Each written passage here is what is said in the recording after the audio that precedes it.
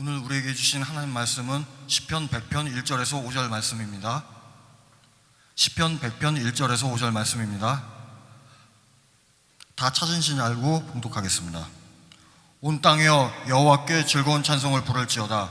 기쁨으로 여호와를 섬기며 노래하면서 그의 앞에 나아갈지어다. 여호와가 우리 하나님이신 줄 너희는 알지어다. 그는 우리를 지으신 이요 우리는 그의 것이니 그의 백성이요 그의 기르시는 양이로다. 감사함으로 그의 문에 들어가며 찬송함으로 그의 궁정에 들어가서 그에게 감사하며 그의 이름을 송축할지어다. 여호와는 선하시니 그의 인자하심이 영원하고 그의 성실하심이 대대에 이르리로다. 아멘. 할렐루야. 아멘. 주님의 이름을 찬양합니다.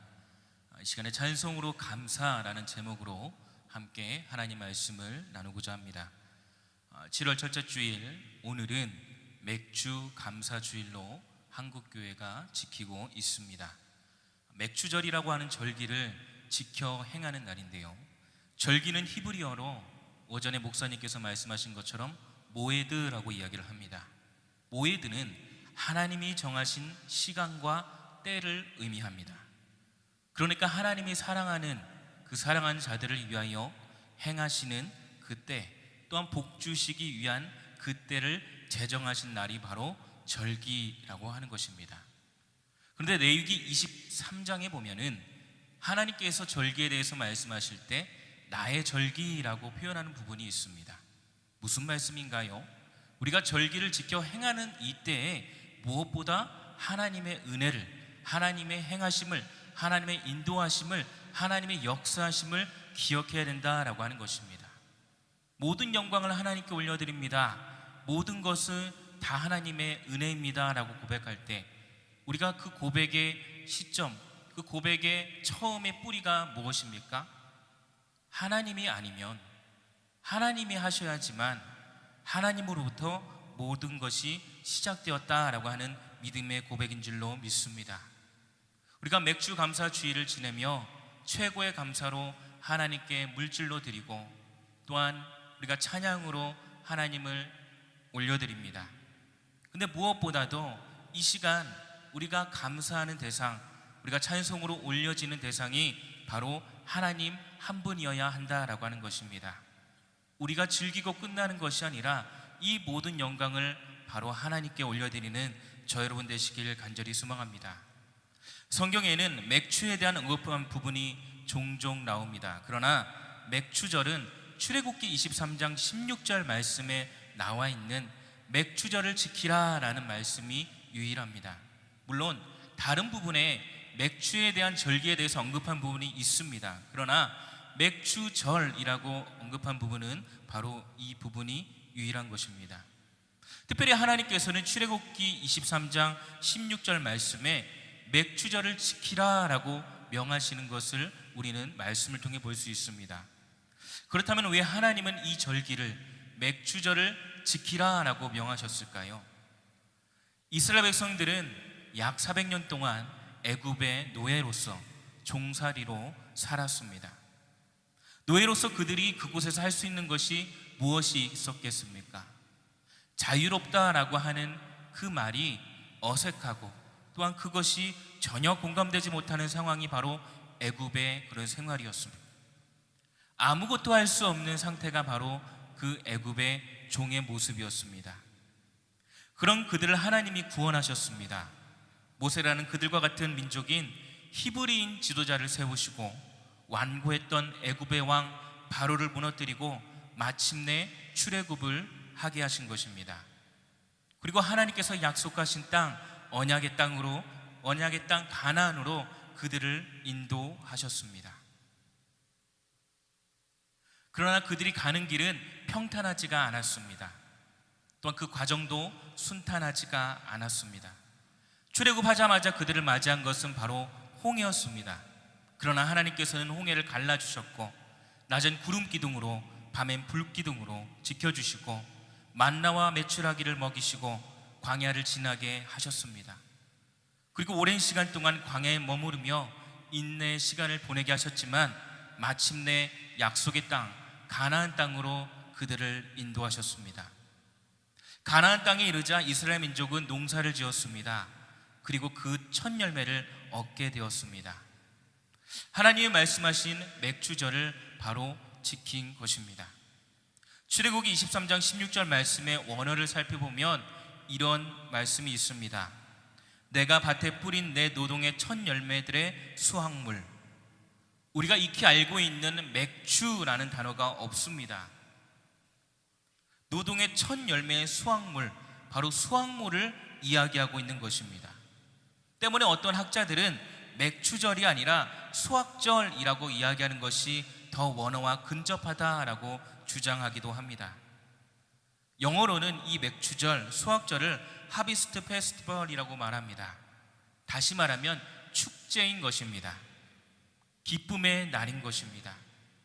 그토록 애쓰고 수고하여 얻은 첫 열매를 하나님께 바치며 인도하신 하나님께 기쁨과 감사의 절기를 보내는 것, 그때가 바로 맥주절, 수확절이라고 하는 것입니다.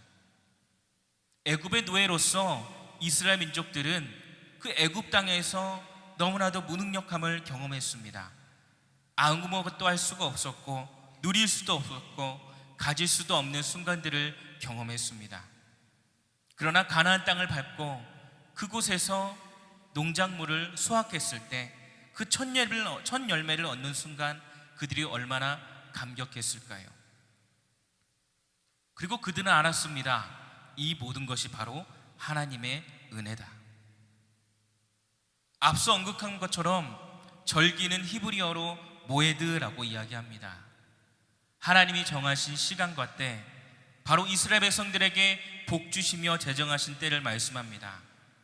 하나님께서 맥주절을 지키라 라고 명령하신 것은 이 하나님의 은혜를 기억하고 복 주시기 원하며 또 누리기를 원하시는 것입니다.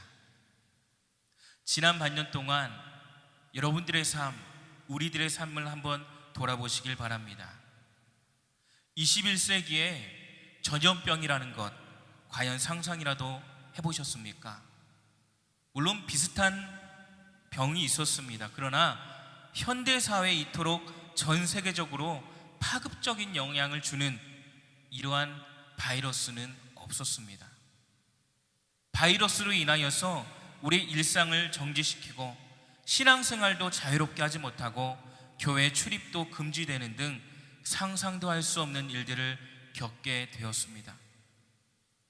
눈에 보이지 않는 바이러스 앞에 인간은 너무나도 유약하고 나약하고 무능했습니다. 아무것도 할 수가 없었습니다.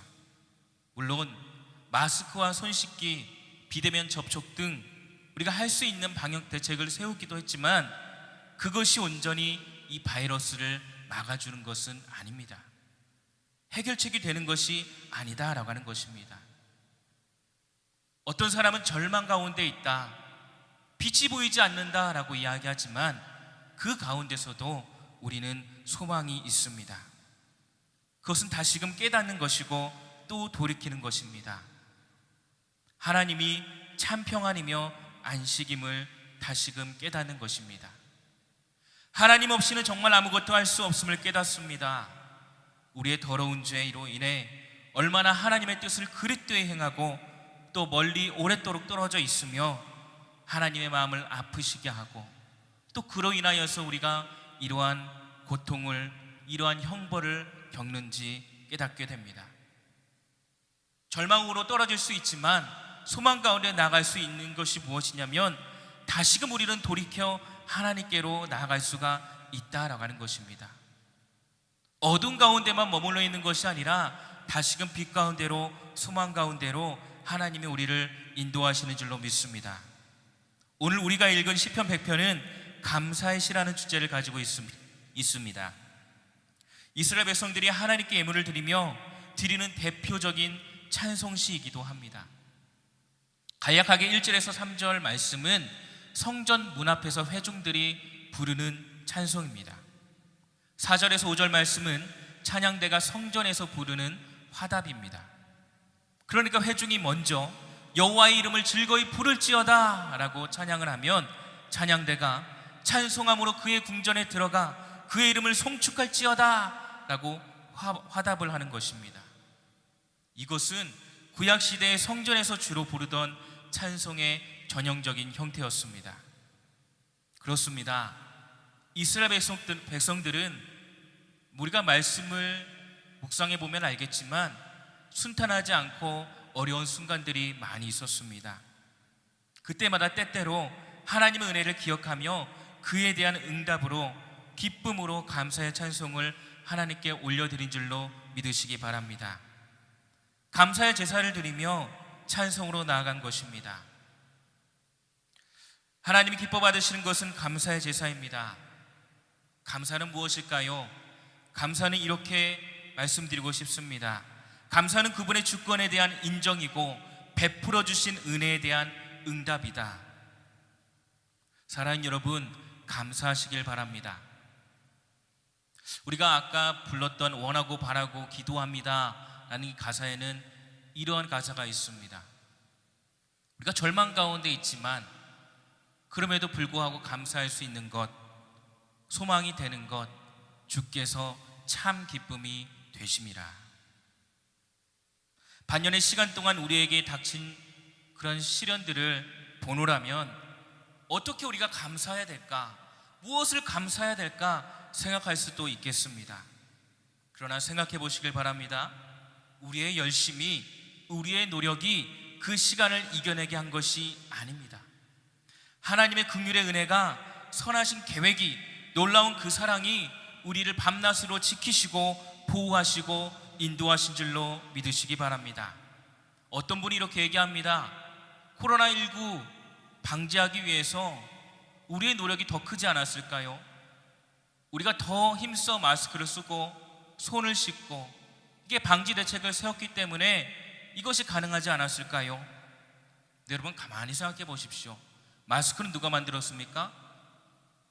물론 사람이 만들었습니다. 그런데 이 마스크를 통하여서 이 바이러스를 예방할 수 있겠다라고 하는 지혜는 누가 줬을까요? 하나님이 주신 줄로 믿습니다. 우리가 손을 청결하기 위해서 물에다가 씻습니다. 이 물은 사람에게 누가 허락하셨습니까? 하나님이 허락하셨습니다. 우리가 교만하여서 아직도 하나님의 뜻에 다다르지 못하여서 때때로 하나님의 뜻을 거스를 때가 있습니다. 그러나 겸손함으로 더욱 엎드림으로 하나님께 나아간다면 이 반년의 모든 시간, 아니 그 이상의 시간 하나님이 아니면 우리는 살 수도 나아갈 수도 이 자리에서 예배드릴 수도 없는 것을 고백합니다. 이 믿음이 있다면 이 앞에 있는 조금 있으면 수소 맡은 분들이 찬양을 하시게 될 텐데요, 그분들 뿐만이 아니라 우리 모두가 감사하며 기쁜 찬송을 중심으로 하나님께 올려드리시길 간절히 소망합니다. 물론 지금도 이 바이러스의 문제가 완전히 해결되지 않았습니다. 그러나 이스라엘 민족에게 행하였듯이 인고의 시간을 지나 반드시 우리에게도 가나안 땅을 허락하실 줄로 믿습니다. 마지막으로 우리가 한 단어를 외치며 설교를 마치고자 하는데요, 이 단어는 이런 의미를 가지고 있습니다. 주님을 찬양하라, 하나님을 높여라, 하나님을 송축하라. 힌트는 4글자입니다. 어떤 단어인지 아시겠죠? 우리 다 함께 믿음으로 감사함으로 외치며 마치도록 하겠습니다. 제가 하나 둘 셋 하면 외치겠습니다. 하나 둘 셋, 할렐루야, 아멘. 기도하겠습니다.